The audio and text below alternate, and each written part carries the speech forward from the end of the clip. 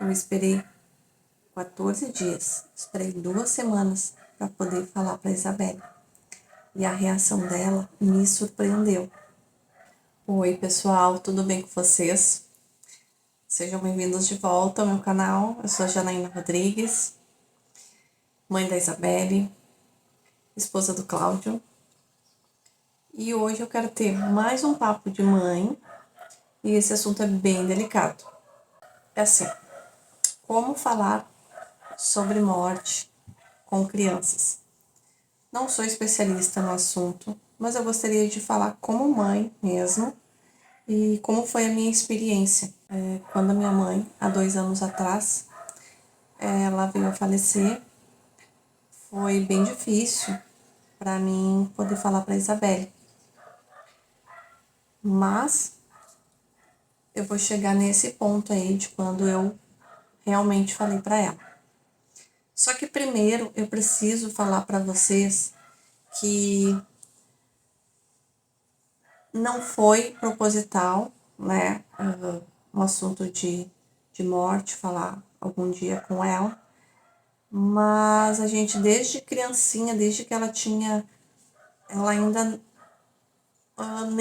nem falava ainda, eu tinha uma história que eu contava para ela, que é uma história nossa, uma história de família. Só que, claro, que mais um pouquinho com algumas pitadas de fantasia. A história é o seguinte, então, desde quando ela começou a ter um entendimento, né, e conversar, né, começar a falar, ela começou a entender mais dessa história. Então, a história começa assim, que eu sempre contei para ela, e a história sempre foi a mesma, nunca mudamos nenhum ponto. Era uma vez a mamãe, o papai e a Frida. A Frida é a nossa cachorrinha. Eles estavam muito tristes porque não tinham um bebezinho para cuidar. Então eles conversaram com o Papai do Céu. Papai do Céu, você empresta um anjinho para nós? O Papai do Céu pensou.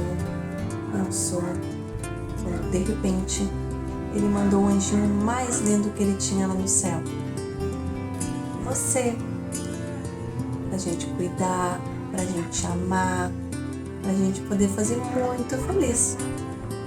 Então, o papai, a mamãe e a Frida e a Isabelle viveram felizes para sempre. Essa é a história. É uma história pequena, nunca mudamos nenhuma vírgula. Então, o que ela entendia disso? Que antes dela vir para a minha barriga, ela morava no céu com o Papai do Céu. Então, ela era um anjinho. O objetivo dessa história não é induzir ou introduzir nenhuma religião, mas o entendimento de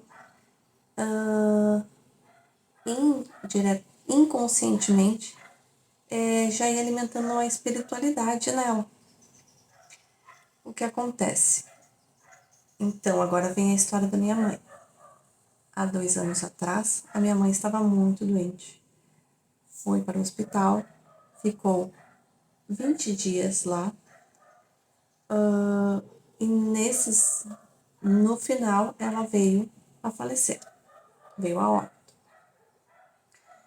Só que, né, como filha, me doeu muito, era toda uma tensão, aquele luto, a dor da perda. Eu não tinha como conversar com ela.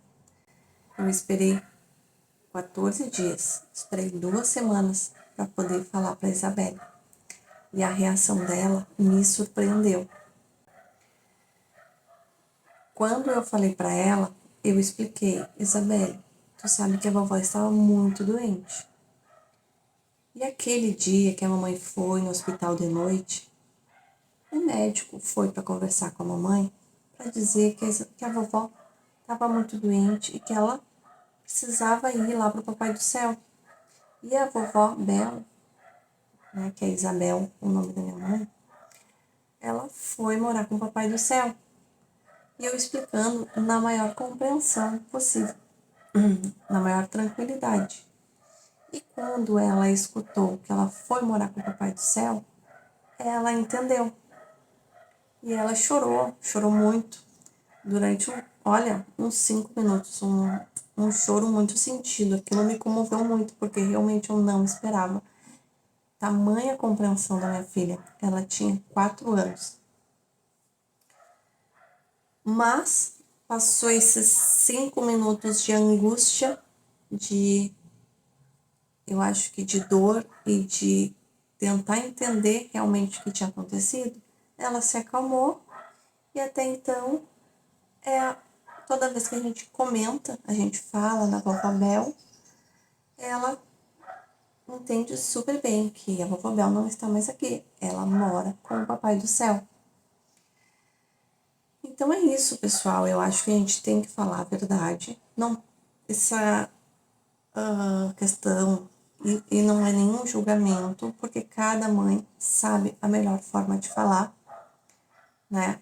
Alguns pais falam que virou estrelinha.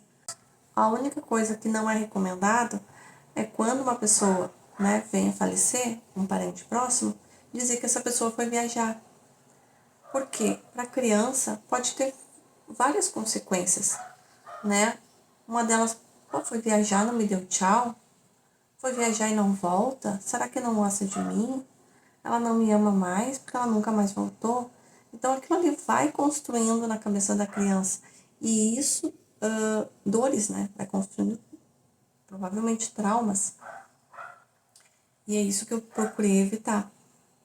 Hoje, realmente, ela super entende, né, que a vovó Bel não volta mais, mas eu procuro estar sempre relembrando momentos importantes que vivenciamos com ela, para que não caia no esquecimento.